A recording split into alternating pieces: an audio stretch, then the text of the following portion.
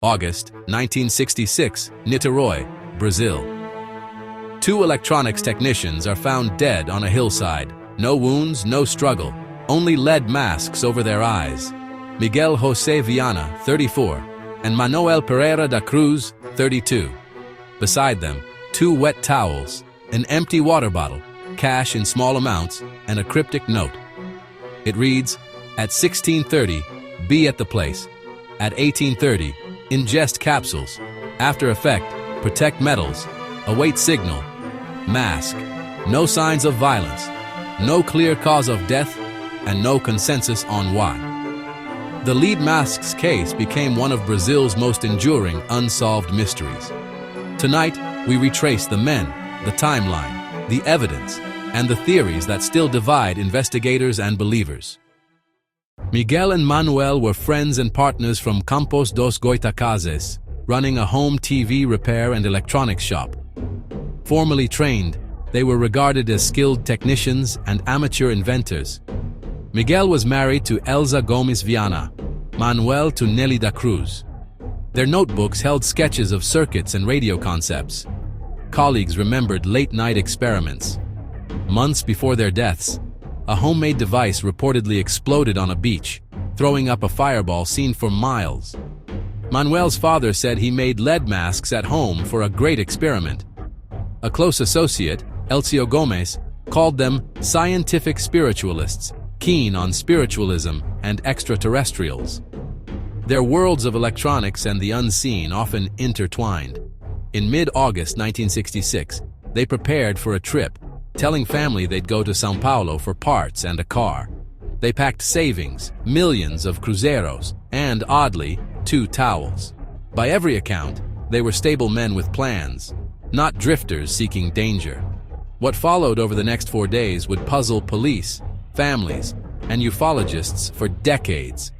2 masks, 1 note, and a sequence of times that hints at intent. The stage was set for the lead mask's case. Night of August 16th. Manuel told his wife they'd leave at dawn for São Paulo, car shopping and components. August 17th, 9 a.m. A friend drove them to the station. Seats 25 and 26 on a Santo Antonio bus. They met Elcio Gomes there, one of the last to see them alive. But instead of São Paulo, the men arrived in Niterói around 2 in the afternoon. They visited an electronics store, asked about parts, even invited the owner to join a trip. He declined. They bought raincoats, despite clear skies. At a nearby bar, they bought a bottle of water. Miguel checked his watch, visibly nervous. 16:30. Exactly the first time noted. Late afternoon, they ascended the hill, carrying personal items and cash. Around 7 p.m., witness Gracinda de Souza reported a glowing oval over the hill, orange disc, red rim, blue lights. Her account became the case's most famous UFO element. August 20th, an 18-year-old flying a kite spotted the bodies in the thicket and alerted authorities. They lay side by side, as if seated, in suits and raincoats, lead eye shields in place. Nearby, an empty bottle, 2 wet towels, unused return tickets, a notebook with valve diagrams.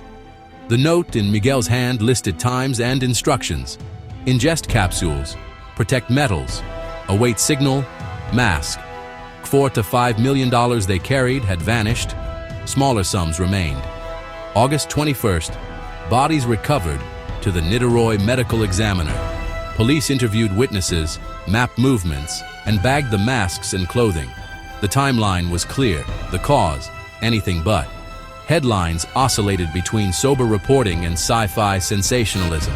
The crude lead shields, like welder plates, would define the story's imagery. 1830. Whatever they expected to happen on that hill, did. Capsules, signal, mask, the only instructions the dead left behind. Between the margins is where speculation took root, and where the investigation began to falter. At the scene, no signs of violence or struggle, no torn ground, no defensive wounds. Lead masks like welder shades, improvised plates to block intense light. 2 wet towels and an empty bottle suggested preparation, not panic. Some accounts mention paper or foil with chemical traces, never conclusively identified. Autopsies took place weeks later. Decomposition was advanced. The official finding: cause indeterminate. No trauma detected. Critical error. No reliable toxicology. Organs had rotted. Later, officials admitted tests weren't performed. Without lab results, investigators were left with circumstantial clues and conflicting statements. Press noted mishandled procedures, feeding a narrative of official uncertainty. The physical artifacts promised answers, but offered only more questions. Protect metals likely meant the masks. A weight signal implied an appointment. Of what kind? No one could say. With no toxins confirmed and no injuries, the case stalled at the threshold of proof. Silence settled in where science could not. Friends recalled a beach experiment 6 months earlier, an explosion and a fireball. Family confirmed Manoel crafted lead glasses days before the trip for a great experiment. Elcio said they practiced spiritualist rites. Manoel served as an assistant in their circle. Gracinda Sousa insisted she saw a disc over the hill around sunset, a detail investigators logged. Detectives weighed homicide, accident, robbery, or a pharmaceutical mishap. Money was missing, yet there were no signs of a fight or a weapon. Notes mention lead purchases and possible chemical tests, none yielding answers. By September, the chief delegate admitted frustration. Even with resources, the strangeness defied explanation. One report framed it as a failed parapsychological experiment. After years without new evidence, authorities archived the case. For the families, the labels, spiritualist, ufologist, victim, never replaced the names Miguel and Manoel, and for the public, uncertainty hardened into legend. Theory 1. A psychedelic or scientific trial. They ingest capsules to induce contact, then succumb to overdose or complications. Theory 2. A spiritualist rite. Steps toward communion with higher beings, masks as protection from destructive light. Theory 3. Extraterrestrial contact. The signal, a ship's arrival. The masks, a shield. No landing traces were found. Theory 4. A suicide pact. Families reject the idea. The wording and missing cash complicated. Theory 5. Robbery murder, yet no struggle, no suspect, and a strangely composed scene. Mid-60s, Brazil, the space age in headlines, Kardecist spiritism widespread, ufology circles blossoming. Electronics and esoterica mingled in popular imagination, high-tech sorcery felt possible. The case drew global curiosity among UFO researchers, amplifying every ambiguity. Decades later, television revived the story, each retelling choosing a different lens, paranormal or pragmatic.